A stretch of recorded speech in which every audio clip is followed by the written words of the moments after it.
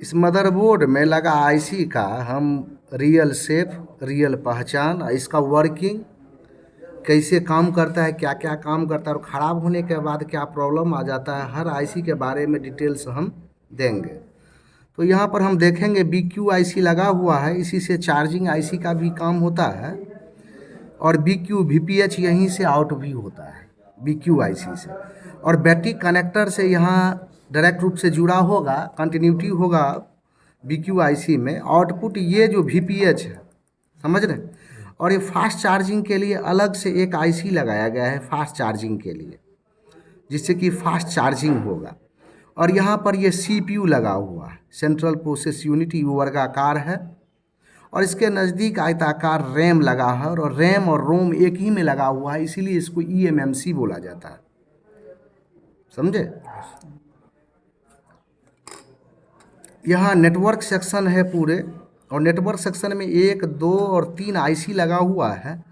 ये 4G IC है, data receiving और ट्रांसमिटिंग के लिए इसका काम होता है। ये ख़राब होने के बाद आपको ये आयताकार है और सबसे अलग लगा हुआ है। कहीं कहीं ये VPH वोल्ट भी आता है, या MPT आईसी से भी इस पर वोल्टेज बनता है। MPT आईसी लगा करके बनाया जाता है इसका वोल्टेज। ये 4G आईसी है और ये 2G 3G आईसी है, PFO इसको बोलते हैं। और ये एंटीना स्विच के डायरेक्ट रूप से जुड़ा होता है, यहाँ से बाह्य एंटीना से यहीं से जुड़ा होता है। इससे इसको हम पहचान लेंगे। और सबसे मोटा और सबसे ऊपर ये लगा होता है। और यहाँ पर इस कैपेसिटर के नज़दीक VPH वोल्ट सप्लाई होता है, तब ये आईसी वर्किंग या काम करता है। और इसके बगल में RFIC लगा हुआ है, जिसको रेडियो फ्रिक्वेंसी हम लोग बोलते हैं। RFIC को, RFIC ख़राब होता है तो सीधा नो सर्विस में चला जाता है। क्या होता है, इसमें AF सिग्नल आता है और यहाँ से RF सिग्नल बना करके, और ये आईसी कैरियर सिग्नल बना करके रिसीविंग और ट्रांसमिटिंग कर लेता है। अगर ये आईसी RFIC ख़राब होता है तो नो सर्विस में चला जाता है। और नो सर्विस के दौरान MEI नंबर, बेसबैंड फाइल या RFIC का खराबी से नो सर्विस में सेट चला जाता है। यहाँ पर PMIC है, इसलिए कि PMIC बक कॉइल से घिरा हुआ है और यहाँ क्लॉक क्रिस्टल लगा हुआ है। क्लॉक क्रिस्टल से हम पहचानते हैं कि PMIC है। और ये बक सप्लाई, CPU को सप्लाई देने का, बक सप्लाई देने का काम करता है। और CPU को हेल्थ चेक करने के लिए यहाँ लगा कैपेसिटर लगा है, और इसके उस पार CPU लगा हुआ है। और यहाँ से CPU का हम बक सप्लाई को चेक करके हेल्थ को हम चेक कर लेते हैं, CPU का हेल्थ चेक कर लेते हैं।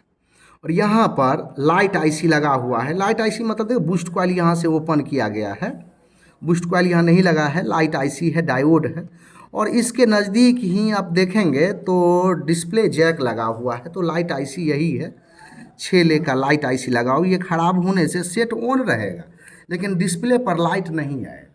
इसके खराबी से सेट ऑन होगा, लेकिन डिस्प्ले पर लाइट, डिस्प्ले बैकग्राउंड लाइट कभी जलेगा नहीं। यहाँ पर देखेंगे 2 फ्यूज लगा हुआ है। और यहाँ ये ऑडियो आईसी है, एम्पलीफायर आईसी है, कोवा आईसी इसी को बोला गया है।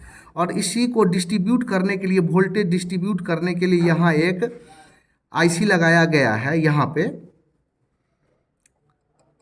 और यहाँ पर जितना भी आप छोटा छोटा बैंड देख रहे हैं, रिसीविंग ट्रांसमिटिंग के दौरान ये बैंड काम करता है। रिसीविंग के दौरान अलग बैंड काम करता है और ट्रांसमिटिंग के दौरान अलग बैंड काम करता है। उसके लिए छोटा छोटा बैंड लगाया गया। और यहीं से वाईफाई, ब्लूटूथ के लिए भी सर्किट बना करके यहाँ ब्लूटूथ एंटीना लगाया गया, बाई एंटीना लगा करके बना दिया गया है इसको। यहाँ पर देखिए बोर्ड टू बोर्ड कनेक्टर इसी को बोला जाता है, और बैटरी कनेक्टर इसको बोला गया है, डिस्प्ले कनेक्टर इसको बोला गया है। और ये जो है ये ऑन ऑफ स्विच का, ऑन ऑफ स्विच होगा, या तो आपका सेंसर के लिए होगा। यहाँ पर इसके अंदर वाईफाई, ब्लूटूथ के लिए डाला गया है आईसी। और यहाँ पर सेंसर है लगा हुआ। और यहाँ पर देखेंगे, यहाँ इसके पीछे लगा हुआ ये आईसी है, ये आईसी MPT आईसी से वोल्टेज बन के आता है। तो देखिए यहाँ MPT आईसी भी लगाया गया, यहाँ पर कौन सा आईसी लगाया है? इम्पिटी आईसी, जो 4G आईसी को सही से वोल्टेज दे करके उसको चलाने का काम करेगा। यहाँ हायर एलडीओ है और लोअर एलडीओ है। ये हायर एलडीओ है, लोअर एलडीओ। हायर एलडीओ को VPH वोल्ट मिलता है, उसको 2.8 के लगभग बना करके रोम को दे देता है, और रैम को जब देता है तब ये लोअर एलडीओ से 1.8 से लेकर के 1.2 के लगभग बना करके, लोअर एलडीओ बना करके यहाँ से देगा। ये ऑन ऑफ स्विच है, यही BQIC है। फिर से समझेंगे, BQIC, यही BQIC है। VPH आउट यहाँ से इस कॉइल के थ्रू होगा, और बैटरी कनेक्टर, ये बैटरी कनेक्टर है, यहाँ से सबसे पहला वोल्ट इसी आईसी को मिलेगा। यहाँ पर लगा हुआ OVP है, ओवर वोल्टेज प्रोडक्शन, और उसके बाद इस आईसी में इन होगा Vbase वोल्टेज, और चार्जिंग के लिए भी यहीं से सप्लाई होगा। काटो।